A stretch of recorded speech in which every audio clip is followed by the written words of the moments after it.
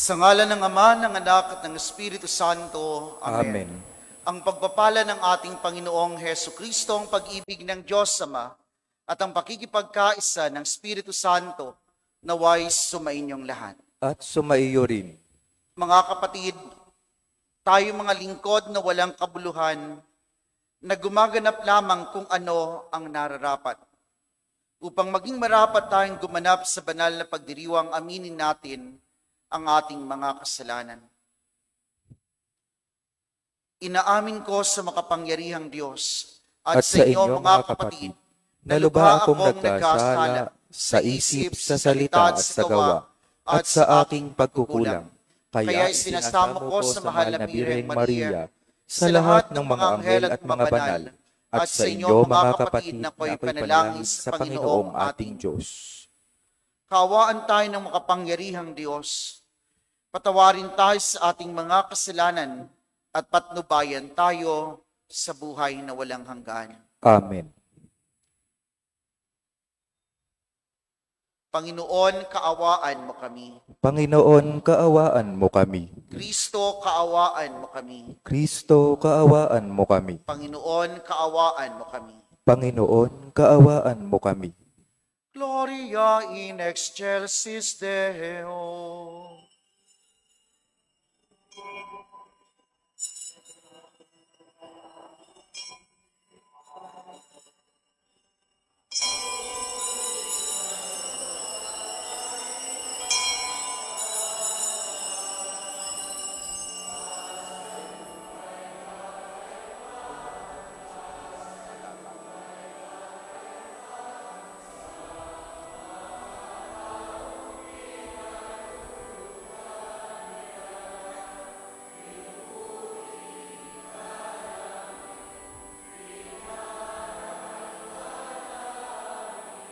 Sinasamba ka namin, ipinagbubunyi ka namin, pinasasalamatan ka namin. Dahil sa dakila mong angking kapurihan, Panginoong Diyos, Hari ng langit, Diyos amang makapangyarihan sa lahat. Panginoong Hesu Kristo, bugtong na anak, Panginoong Diyos Kordero ng Diyos, anak ng Ama, papuri sa Diyos.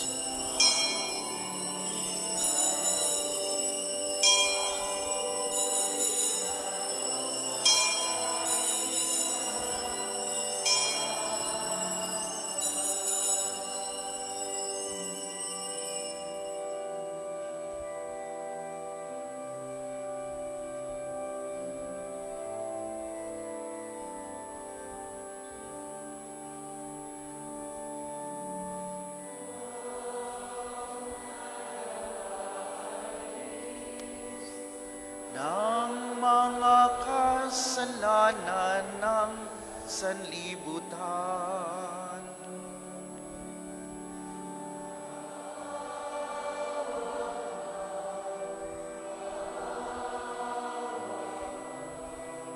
Sa amin.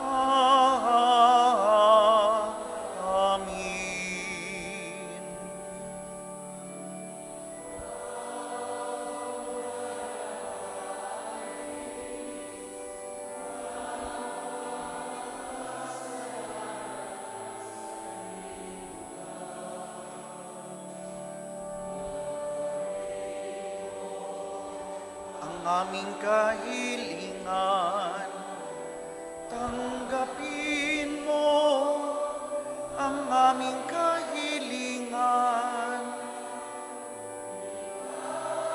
na naluluklok sa kanan ng Ama. Maawa ka sa amin.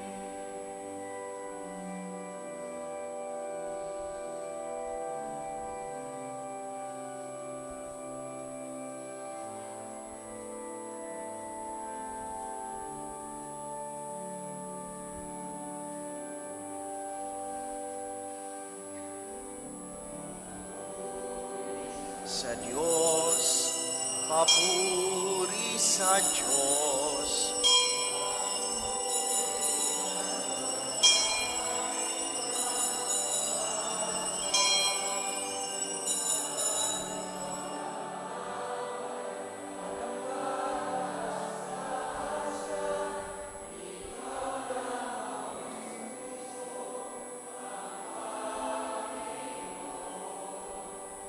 Kasama ng Espiritu Santo sa kadakilaan ng Diyos Ama. Amen.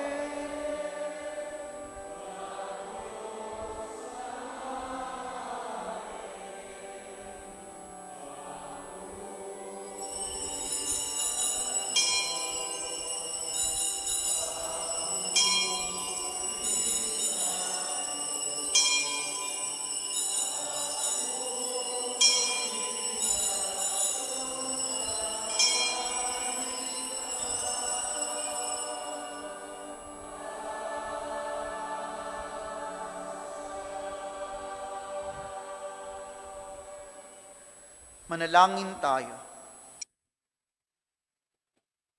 Ama naming makapangyarihan, ang iyong dakilang pagkamawain ay nangingibabaw sa aming ginagawang kabutihan at idinadaing ng mga kahilingan.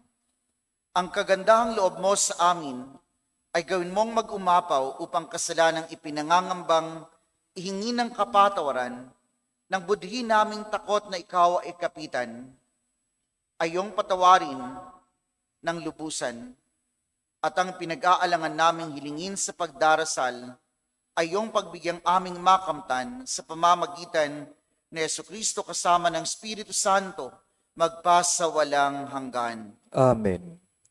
Sa unang pagbasa, ipinahahayag ng Panginoon na ang kaniyang mga salita ay magaganap kahit ito ay magtagal, at ang mga matuwid ay mabubuhay sa kanilang katapatan. Ang salita ng Diyos mula sa sulat ni Propeta Habakuk. Panginoon, hanggang kailan ako daraing sa iyo at di mo diringgin? Hanggang kailan mo babayaang mamayani ang karahasan? Bakit ang pinakikita mo sa akin ay pawang kasamaan at kahirapan? Sa magkabi-kabilay nagaganap ang pagwasak at ang karahasan. Laganap ang hidwaan at pagtatalo. At ito ang tugon ng Panginoon. Isulat mo ang pangitain. Isulat mong malinaw sa mga tapyas ng bato upang madaling mabasa at ibalita sa lahat. Sapagkat hindi pa dumarating ang takdang panahon upang maganap ang pangitain. Mabilis na dumarating ang wakas, hindi ito maliliban. Ngunit tiyak na magaganap kung ito may nagtatagal. Masdan mo, ang hambog ay mabibigo sa kaniyang kapalaluan. Ngunit ang matuwid ay mabubuhay sa kaniyang katapatan.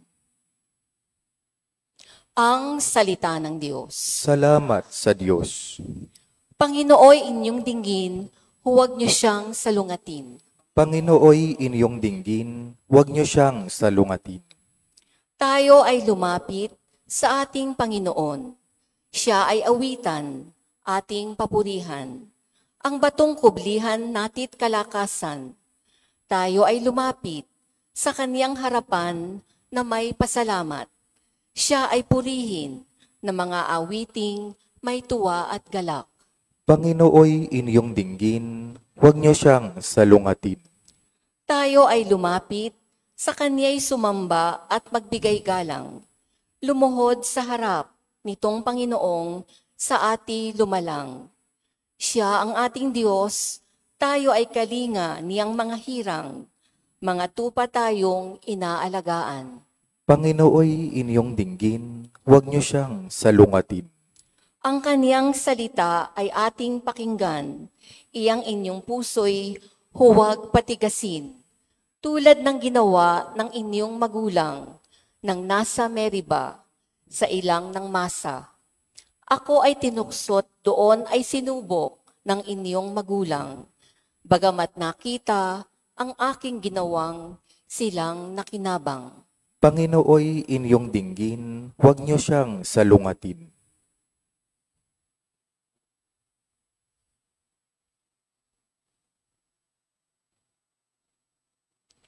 Sa ikalawang pagbasa, hinihimok ni Apostol San Pablo si Timoteo na tulad niya na nakabilanggo dahil sa Panginoon, maging masigasig din ito sa tungkuling tinanggap sa Panginoon. Ang salita ng Diyos mula sa ikalawang sulat ni Apostol San Pablo kay Timoteo. Pinakamamahal ko, ipinaaala-alala ko sa inyo na maging masigasig kayo sa pagtupad sa tungkuling tinanggap ninyo sa Diyos nang ipatong ko ang aking mga kamay sa ulo mo. Sapagkat hindi espiritu ng kaduwagan ang ibinigay sa atin ng Diyos, kundi espiritu ng kapangyarihan, pag-ibig, at pagpipigil sa sarili. Kaya't huwag mong ikahihiya ang pagpapatotoo tungkol sa Panginoon, ang aking pagkabilanggo dahil sa Kanya. Sa halip, makihati ka sa kahirapan dahil sa mabuting balita. Gawin mong batayan ang mga aral na itinuro ko, yamang ang mga ito'y pawang katotohanan. Manatili ka sa pananampalataya at pag-ibig na tinanggap natin sa pakikipag-isa kay Kristo Jesus. Sa tulong ng banal na Espiritu, nananahan sa atin, ingatan mo ang lahat ng ipinagkatiwala sa iyo. Ang salita ng Diyos. Salamat sa Diyos. Sa mabuting balita, humihingi ang mga apostol ng dagdag na pananalig sa Diyos upang magampanan ang mga inaasahan sa kanila.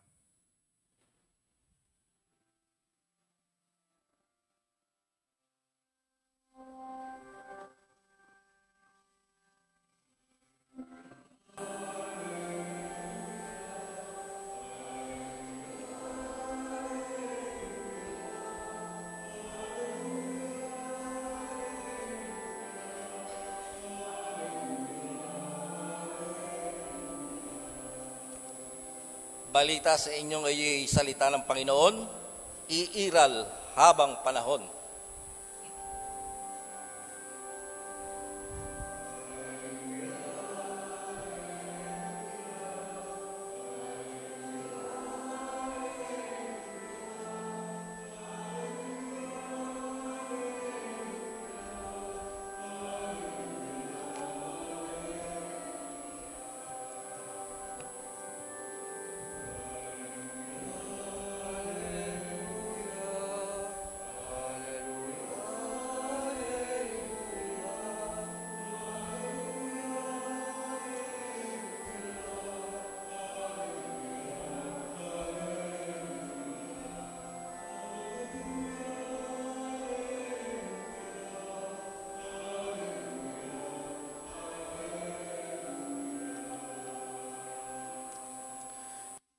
Sumainyo ang Panginoon. At sumaiyo rin. Ang mabuting balita ng Panginoon ayon kay San Lucas. Papuri sa iyo, Panginoon.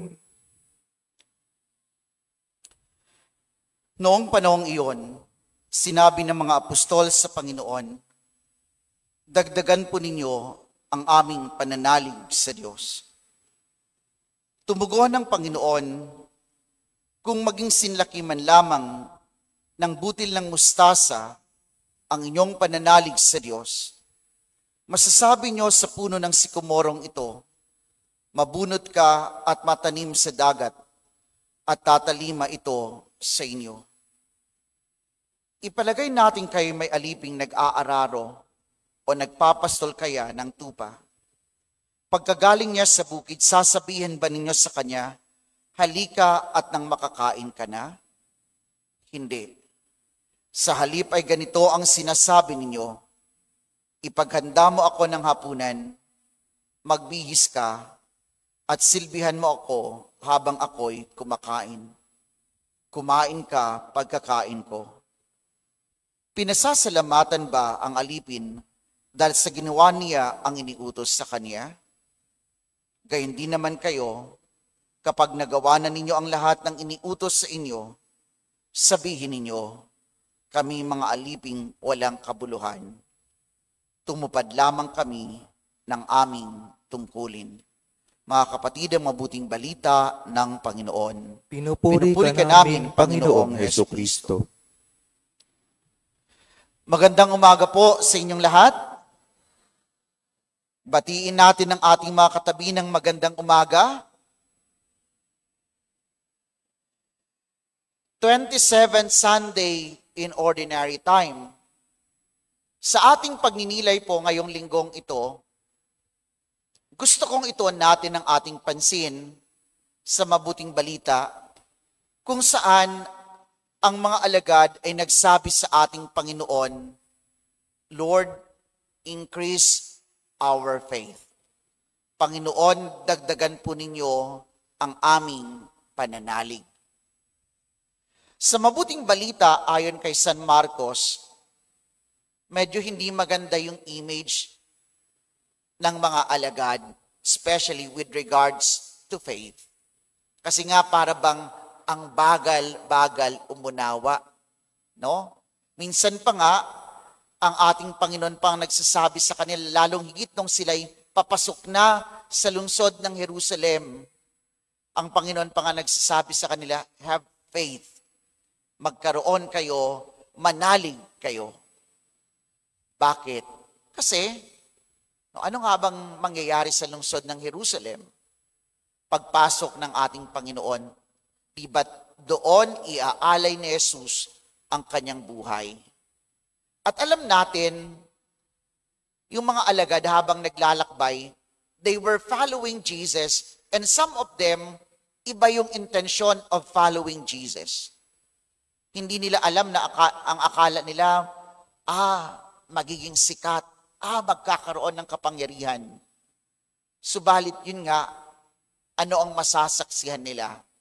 Ang pagpapakasakit, ang pag-aalay ng Panginoon ng kanyang sariling buhay. At hindi lamang yon, darating din ang punto na iiwan sila ng ating Panginoon at sila mismo, katulad ng naranasan ng ating Panginoon, kung ano ang programa ng buhay na pinakita ng ating Panginoon, ng Master, yun din ang mararanasan ng mga alagad. Alam natin sa ating karanasan, madaling sumunod pagka madali lang. Madaling mag-anyaya kapag ang paanyaya ay happy-happy. Di ba? Halimbawa, mag-anyaya tayo ng mga kaibigan, magkakaroon ng happenings, magkakaroon ng happy-happy, madali lang. Pero subukan natin kahit nga po sa simbahan, pagka ang simbahan nag-aaya, merong prayer meeting, merong Bible study. Gaano kaya ang tumutugon? Karami ang tumutugon o konti. O mag-BBEC tayo. Gaano ba ang sumasama sa BEC? Maliban lang kung sasabihin, dito gaganapin, may pamerienda. Yung iba, hindi naman talaga dahil gusto mag-BEC. Ang gusto ay masarap na merienda. Diba? Ayan po. No, kaya, madaling mag-anyaya, madaling magpasunod kung madali lang at kung masaya. No? Pero pagka makikita mo na yung paghihirap, mahirap mag-anyaya at mahirap sumunod. Kaya nga po, ito yung sinasabi ng ating Panginoon, have faith. Pero in the gospel account according to St. Luke, yung impression na yon na kung saan para bang ang bagal umunawa ng mga alagad, parang binago. Kasi nga, instead of Jesus asking them to have faith, it was the disciples, it was the apostles who asked Jesus, Lord, increase our faith.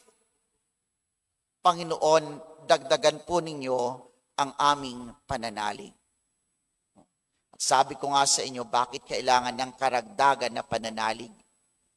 Ang buhay ng tao, no, hindi lang ng mga alagad, ang buhay natin is characterized by ups and downs. Hindi naman sa lahat ng pagkakataon, smooth ang ating buhay. Rough moments do come. Dumarating ang mga rough na moments. Crises do come into our lives. Ang krisis sa buhay ay dumarating. Tests and trials come. Dumarating sa buhay natin. At kapag dumarating ang mga bagay na ito, minsan it's not only, hindi lang ito basta test it is also a test of faith. Some of us would lose faith.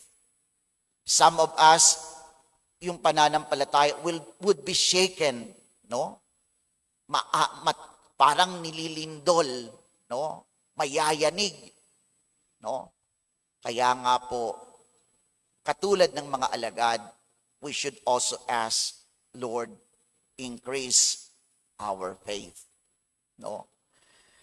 Ngayon, sabi ko nga sa inyo kanina, lahat tayo nakararanas ng mga pagsubok sa buhay. Lahat tayo nakararanas ng mga krisis sa buhay. Isang example ng krisis na naranasan ng marami sa atin, maliban doon sa mga bagong panganak pa lang, ay yung panahon ng pandemya. Sa panahon ng pandemya, halos lahat tayo, we have the same experience of the pandemic. Yun nga lang, kahit na magkakatulad ang ating karanasan, magkakaiba natin itong hinarap. At paano naging iba ang pagharap ng bawat isa? Naging iba, ang isang malaking kaibahan ay yung pagharap ng may pananalig sa Diyos. Ng may pananalig sa Diyos. Palagi kong sinasabi, ang taong may pananampalataya sa harap ng maraming bagay, kahit na magkakatulad ang ating pinagdaraanan, ang taong may pananampalataya, haharapin yan ng iba. Bakit? Kasi ang taong may pananalig at pananampalataya sa Diyos, hindi nasisiraan ng loob, hindi nawawalan ng pag-asa. Anong nangyayari? Ang taong may pananalig sa Diyos, kahit na yung pangit na kaganapan sa buhay, will be able to see the brighter side of it. Makikita at makikita, hindi lamang yung pangit, makikita yung kabutihan ng anumang kaganapan sa buhay. No? Yun po ang kaibahan. Tingnan nyo, kahit po sa harapan ng kamatayan, ang lungkot kayang mamatayan, no? Pero tayong mga nananalig sa Diyos, nawawalan ba tayo ng pag-asa? Hindi. Kasi alam natin, sa likod ng bawat pagkamatay, may buhay pa. May buhay na walang hanggan. No? Yun po ang nagagawa ng pananalig. No? Kaya, sabi ko sa inyo, katulad ng mga alagad, let us also ask the Lord, Lord, marami kaming pagdaraanan pa habang nabubuhay. Lord, increase our faith. Ngunit, habang tayo yung humihingi at nananalangin sa Diyos to increase our faith, di ba, gusto kong maunawaan natin na ang pananalig is a gift. First and foremost, it is a gift, regalo. Kailan ba natin tinanggap ang pananampalataya? We receive our faith when we were baptized, nung tayo bininyagan. Kaya lang ang tanong dito, sapat ba na tayo ay nabinyagan? Sapat ba na tinanggap na natin ang pananampalataya nung tayo bininyagan? So we ask the Lord, increase our faith. Pero yung pananampalataya ba natin ay yayabong, magkakaroon ng growth, kung hahayaan na lamang na natin at wala tayong gagawin? Hindi ho. Magkakaroon ng tinatawag nating stagnation, magiging stagnant yung faith natin. Kaya nga, faith must be nourished. Faith must be nurtured. Ang pananampalataya ay kinakailangan arugain, alagaan, kalingain. At paano natin kinakalinga at inaaruga na yumabong ang ating pananampalataya? Siyempre, kinakailangan yung life of prayer. No, communion with God. No, pag-ulayaw sa Diyos. Maliban po diyan, we have na yung pananampalataya natin maging informed na pananampalataya. Formed and informed faith. Anong ibig sabihin nito? Formed and informed faith. We must learn our faith. Kinakailangan nating matutunan yung pananampalataya natin. Eh, nakakalungkot. Every Sunday, we profess our faith. Kasi po, bawat religion, merong tinatawag nating credo. Ano ba ang credo? No. Ang credo, ito yung summary ng lahat ng katotohanan na pinaniniwalaan natin. At ang bawat religion ay merong kanya-kanyang credo. Kaya nga minsan, pagka merong magpapakasal, isang bahagi ng interview sa kasal, tinatanong yung mga ikakasal, may alam ba kayo tungkol sa pananampalataya? No. Ang sagot ng iba, meron po. Okay, susubukin ko, tatanungin ko, ilan ang Diyos na sinasampalatayanan natin? Alam nyo kung anong sagot? Minsan, di ba nakakatawa yung sagot eh? No? Ang sagot, Father, kasama ba yung maliliit? Tingnan nyo. O, di ba? We believe there is only one God. Merong isang Diyos. Yet there are three divine persons. Father, Son, Holy Spirit. Tuwing linggo, ito pinapahayag natin, sumasampalataya ako sa Diyos amang makapangyarihan sa lahat na may gawa ng langit at lupa. Sumasampalataya ako kay Jesucristo, bugtong na anak ng Diyos. Sumasampalataya ako sa Diyos Espiritu Santo. And the rest of the articles of faith, no, ay nagsasaad tungkol sa kung ano ang sinasampalatayanan nating Diyos. Oh. Ngayon, mga taga-Obando, National Shrine of Nuestra Señora de Immaculada Concepcion de Salambao.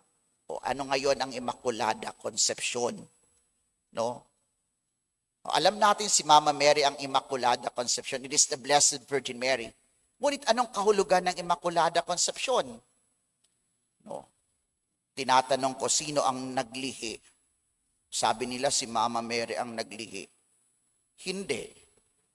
Si Mama Mary ang ipinaglihi na walang bahid ng anumang dungis ng kasalanan, sapagkat ang mahal na inang si Santa Maria ay magiging ina ng Diyos. Look at that. If we don't study our faith, if our faith is not informed, if it is not formed, ano mangyayari? Marami sa mga bahay-bahay may kumakatok. At tayo naman, napaka-hospitable. Pagka may kumatok, pinatutuloy. Kahit na alam natin, minsan pinatutuloy natin, alam nyo, hindi naman po masamang tumanggi. Lalong-lalo na kung hindi natin alam yung ating pananampalataya. Kasi minsan, pinatuloy mo, oo. Pero ang problema, binasahan ka ng kung ano-ano, nadala ka. Kasi nga, yung sarili mong pananampalataya, hindi mo alam eh. So if you are not aware of your faith, kung hindi pa ganon kalalim ang pagkakaunawa mo, study. And don't entertain others. Why? Because when you entertain others, you endanger your faith. Inilalagay natin sa peligro ang ating pananampalataya. Kaya anong sasabihin natin? Oh, si ganito naging ganito na. Bakit? Pagka tinanong mo, kasi po naaralan ako. Di ka kasi nag-aral Kaya inaralan ka tuloy. Di ba? Yun ang nangyayari. Kaya, we ask the Lord increase our faith. But we don't only ask the Lord increase our faith. Hindi lang regalo. Faith must be formed and informed faith. Maliban dyan, napakaganda po ng larawan na binibigay sa atin in the gospel. No? Yung faith na informed at formed, nagkakaroon ng tinatawag nating matured faith. Matured na faith. And what is the picture that being depicted in the gospel of a matured faith? Yung pong naglilingkod ka, pero hindi ka naghihintay ng anumang kapalit. No? Yung iba sa atin, oo nga magsaserve, pero merong vested interest. Yung iba nga sa atin, tutulong, pero dapat yung pangalan ko nakalagay dyan ha. O kapag mag-sponsor, dapat hindi makakalimutan. Pagka hindi nabanggit, galit na galit. No? Yun ba yung matured faith? It only shows that we are not matured in our faith. Ano pa? Minsan kasi isang problema din natin, eto. No? Naalala niyo yung mga bata pa tayo pagka pumapasok sa school. No, 'di ba? Pagkatapos na ng school, ng klase, anong sasabihin natin sa teacher? Goodbye, teacher. See you again tomorrow or next week, no? Minsan yung iba sa atin ganito, ang pananampalataya parang classroom lang, ano? Na habang nandito tayo, Lord, I believe in you. Pero pagkatapos ng misa, Lord, see you again next Sunday naman ulit. Bakit ko sinasabing ganito? Kasi merong tinatawag nating ihinihiwalay natin ang buhay natin araw-araw sa buhay pananampalataya natin. No? Dinadichotomize natin. Dapat eto lang dito. Ang pananampalataya ko, dito, nandito. Pagbalik ko sa trabaho, pagbalik ko sa araw-araw na buhay, saka na lang ulit. Sa linggo na lang ulit. Tingnan nyo. Anong nangyayari? If our faith is not matured, darating ang eleksyon, sabi ng simbahan, ang turo, kung sabi ng pananampalataya natin, ano ang pipiliin? Makaano? Maka-Diyos, makatao, makabuhay, makapamilya. No? Pero anong pinipili natin? Yung merong 100, 500, 1,000, yung nagbibigay ng sardinas, yung nagbibigay ng ilang kilong bigas. Tingnan nyo. So, we separate our faith. No, minsan din sa trabaho, kung ikay tindero, no, sa palengke, kung ang pananampalataya mo'y sinasabuhay mo, manlalamang ka ba, manggugulang ka ba? No. Hindi. Kung ikay isang pulis, ikaw ba ay sasangkot sa ibang mga gawain na hindi tama? No. Kasi isinasabuhay mo ang pananampalataya mo, hindi lamang sa oras ng misa, hindi lamang sa loob ng simbahan, maging sa araw-araw na pagkabuhay. That is a matured faith. No? Kaya nga, ngayong linggong ito, katulad ng mga alagad, Lord, we pray, increase our faith para po maharap namin ang mga bagay na kakaharapin namin na hindi bumibitiw, hindi nawawala ng pag-asa, nananalig at palaging umaasa sa iyo. Ngunit maliban po diyan, matutunawa kaming manindigan sa kung ano man ang labag at laban sa kung ano ang inyong kalooban. Magsitayo po ang lahat. Ipahayag natin ang ating pananampalataya. Sumasampalataya ako sa Diyos amang makapangyarihan sa lahat, na may gawa ng langit at lupa. Sumasampalataya ako kay Jesucristo, iisang anak ng Diyos, Panginoon nating lahat. Nagkatawang tao siya lalang ng Espiritu Santo. Ipinanganak ni Santa Mariang Birhen. Pinagpakasakit ni Poncio Pilato. Ipinako sa krus, namatay, inilibing. Nanaog sa kinaroroonan ng mga yumao. Nang may ikatlong araw, nabuhay na maguli. Umakyat sa langit. Naluluklok sa kanan ng Diyos Amang makapangyarihan sa lahat. Doon magmumulang paririto at huhukom sa nangabubuhay at nangamatay na tao. Sumasampalataya naman ako sa Diyos Espiritu Santo, sa banal na simbahang Katolika, sa kasamahan ng mga banal, sa kapatawaran ng mga kasalanan, sa pagkabuhay na maguli ng nangamatay na tao, at sa buhay na walang hanggan. Amen. Mga kapatid, manalangin tayo sa Amang Maawain para sa isang pananampalatayang na isa sa buhay. Ating sambitin, Panginoon, dinggin ang aming pagsamo. Panginoon, dinggin ang aming pagsamo. Para sa banal na simbahan, upang bunga ng pananalig sa Diyos, manindigan siya sa katotohanan at katarungan.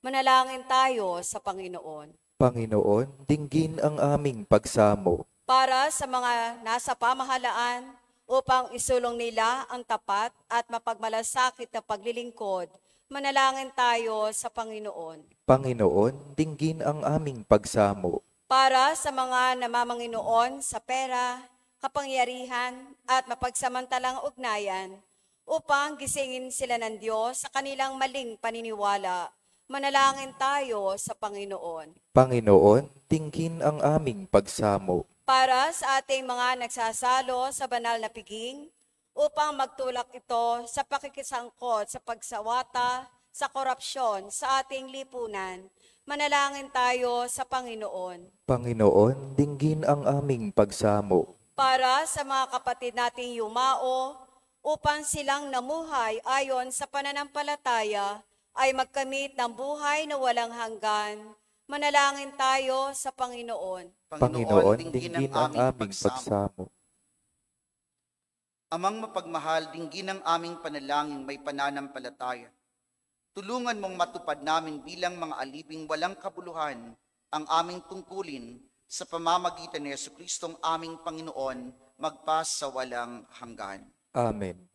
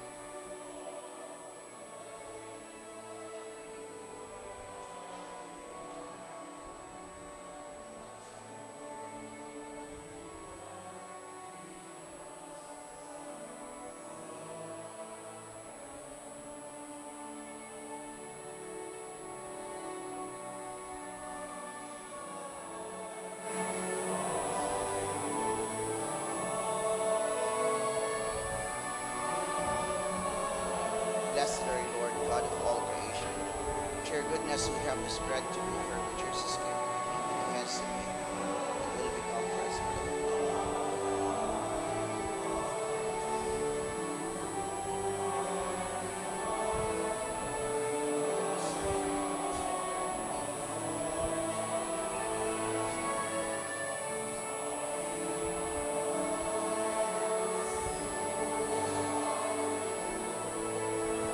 Blessed are you, Lord God of all creation.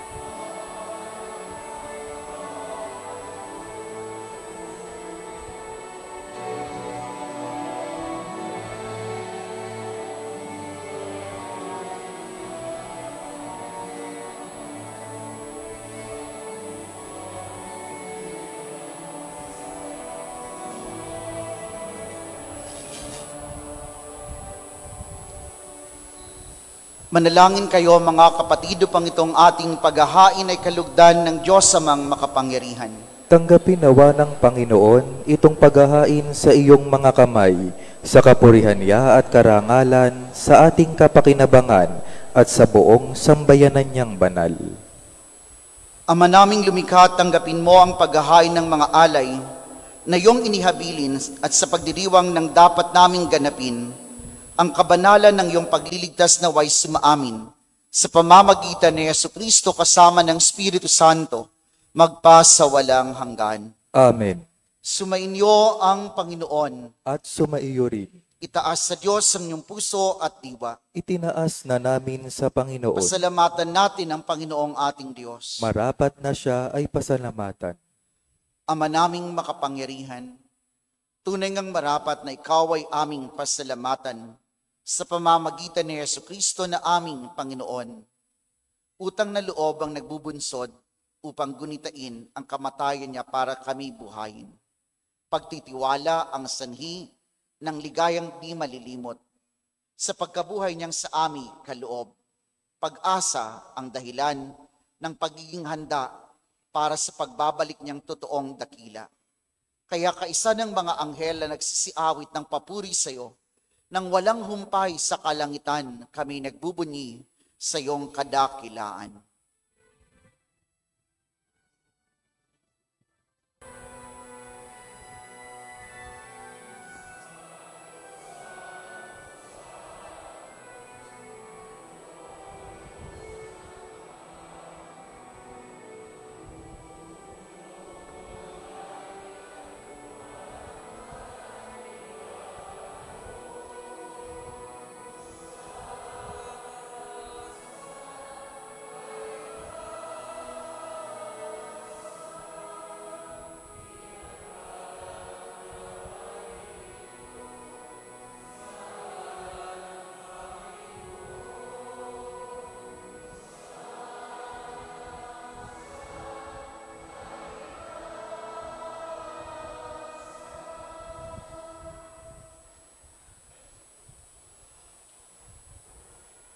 Ama naming banal, ikaw ang bukal ng tanang kabanalan.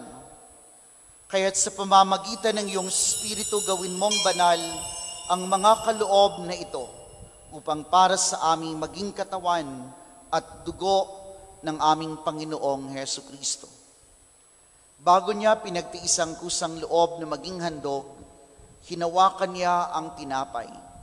Pinasalamatan kaniya, pinaghati-hati niya iyon, iniabot sa kanyang mga alagad at sinabi, "Tanggapin ninyong lahat ito at kanin. Ito ang aking katawan na ihahandog para sa inyo."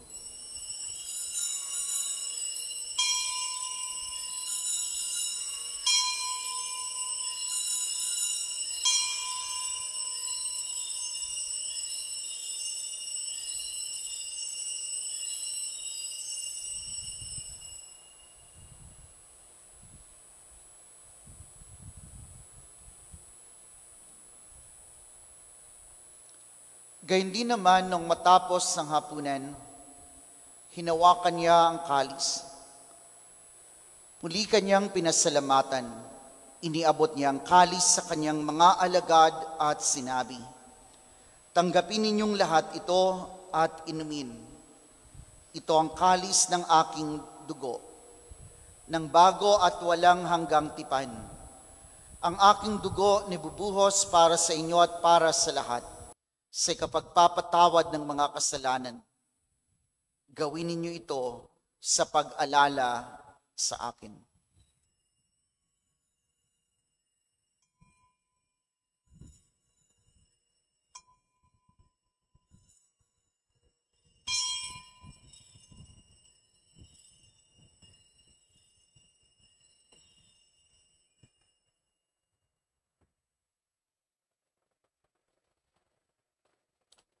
Ang misteryo ng pananampalataya. Si Kristo'y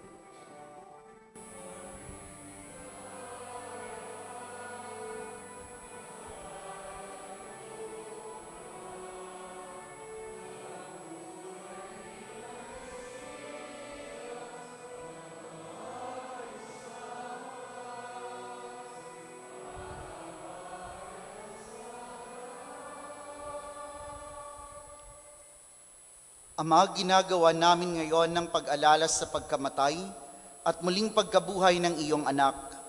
Kaya't iniaalay namin sa iyo ang tinapay na nagbibigay buhay at ang kalis na nagkakaloob ng kaligtasan. Kami nagpapasalamat dahil kami yung minarapat na tumayo sa harap mo para maglingkod sa iyo. Sinasamo namin kaming magsasalo-salo sa katawan at dugo ni Kristo ay mabuklod sa pagkakaisa sa pamamagitan ng Espiritu Santo. Ama, lingapin mo ang iyong simbahang laganap sa buong daigdig.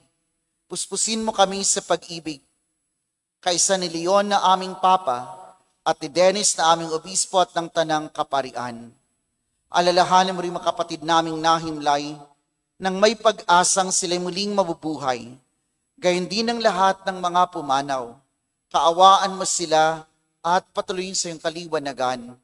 Kaawaan mo at pagindapating kaming lahat na makasalo sa iyong buhay na walang wakas. Kaysa ng mahal na Birheng Maria na ina ng Diyos, ng kanyang kabiyak ng pusong si San Jose, kaysa ng mga apostol at ng lahat ng mga banal na namuhay dito sa daigdig ng kalugod-lugod sa iyo, maipagdiwang nawa namin ang pagpupuri sa ikararangal mo sa pamamagitan ng iyong anak na aming Panginoong Heso Kristo.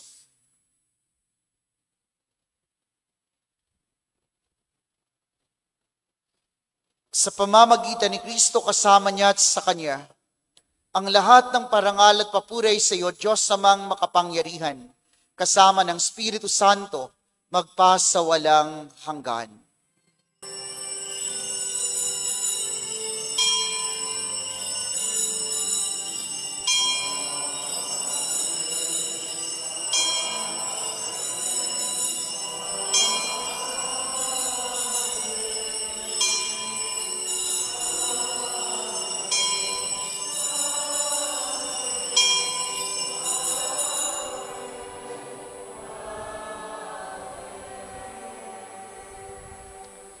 Sa tagubili ng manakagagaling na utos sa turo ni Jesus na Panginoon natin at Diyos, ipahayag natin ng lakas loob.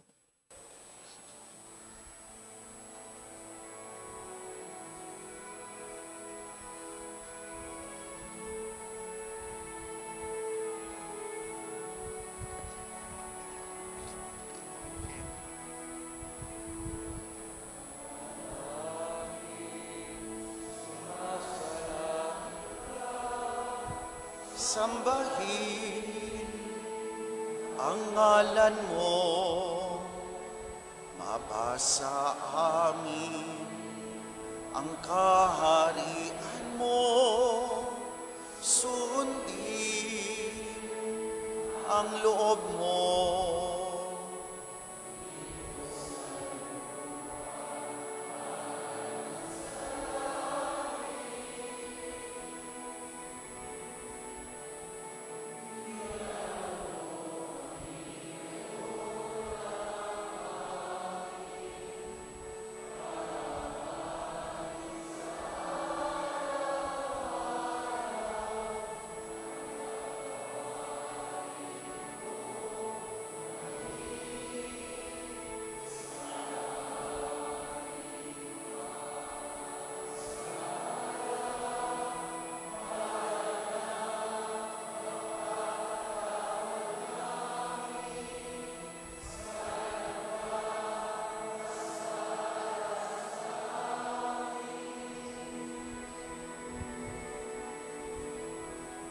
Huwag mo kaming ipahintulot sa tukso at iadya mo kami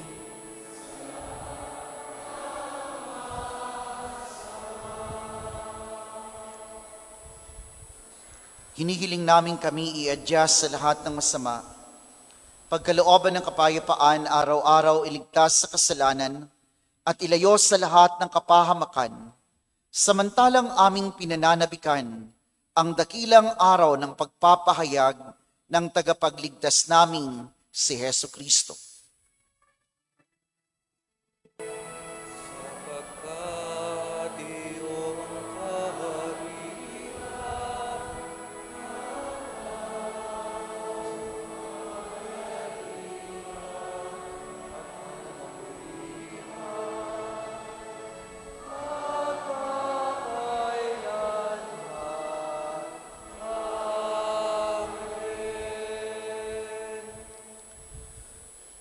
Panginoong Hesu Kristo, sinabi mo sa iyong mga apostol, kapayapaan ang iniiwan ko sa inyo. Ang aking kapayapaan ang ibinibigay ko sa inyo. Tunghayan mo ang aming pananampalataya at huwag ang aming mga pagkakasala. Pagkalooban mo kami ng kapayapaan at pagkakaisa, ayon sa iyong kalooban, kasama ng Espiritu Santo, magpa sa walang hanggan. Amen. Ang kapayapaan ng Panginoon ay laging sumainyo. At sumaiyo rin. Magbigayan kayo at maghangad ng tanda ng kapayapaan sa isa't isa. Peace be with you po.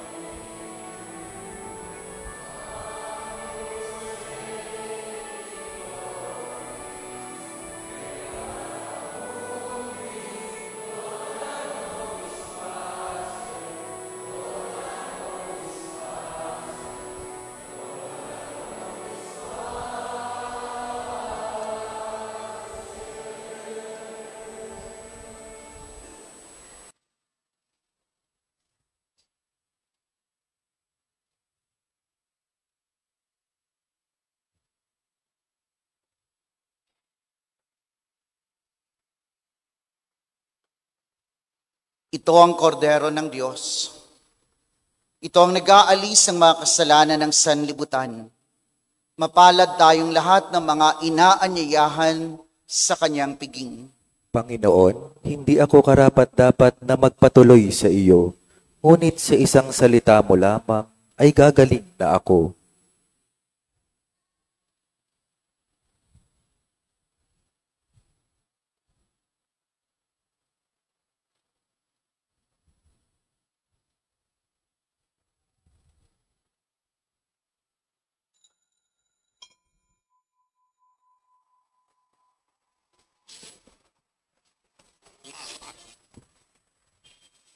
Sa pagtanggap po natin ng banal na komunyon, row by row po ang pagpila.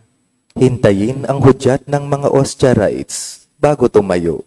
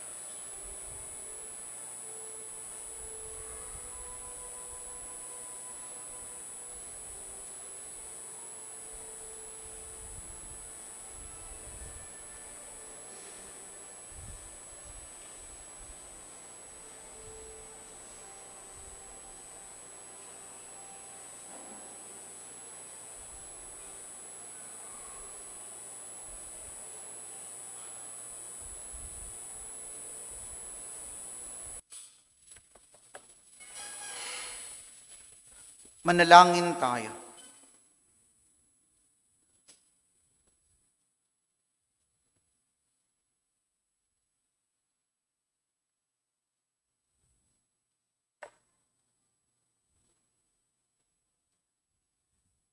Ama naming mapagmahal, ipagkaloob sa pagsasalon namin, sapagkat inuming banal, kami ay maging katawan ni Kristo na aming pinakinabangan sa pamamagitan niya kasama ng Espiritu Santo, magpas sa walang hanggan. Amen. Sumainyo ang Panginoon. At sumaiyo rin. Pagpalain kayo ng makapangyarihang Diyos, Ama at Anak at Espiritu Santo. Amen. Pumayo kayo sa kapayapaan at sumampalataya ng lubos. Salamat sa Diyos.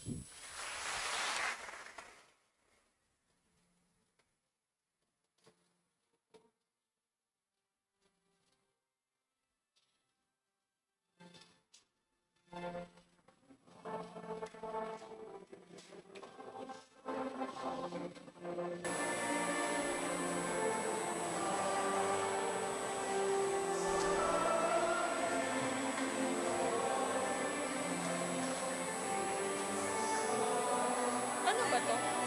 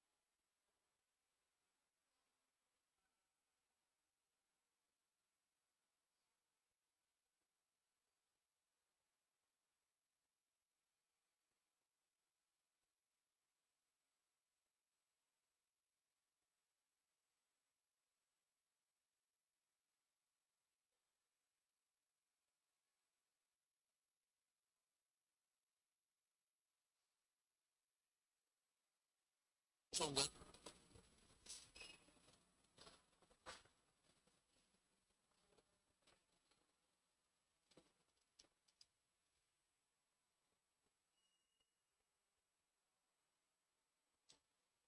ngalan ng Ama, ng Anak at ng Espiritu Santo. Amen.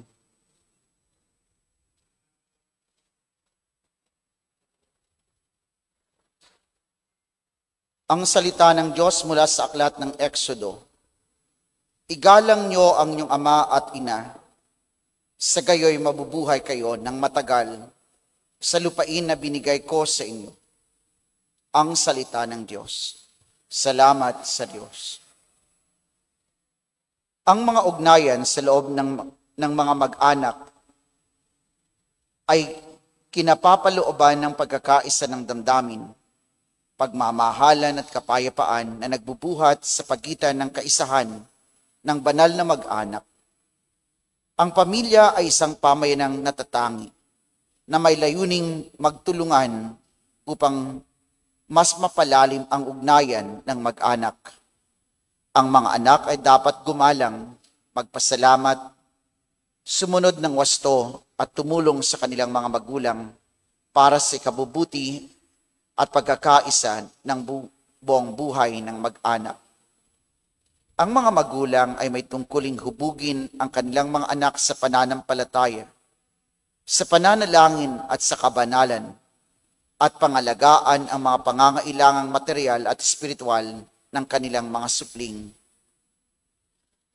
Ang kapangyarihan, katatagan at pamumuhay sa loob ng pamilya ay nagiging mga batayan ng kalayaan, katatagan, pagkakapatiran sa loob ng lipunan kung saan sila nabibilang.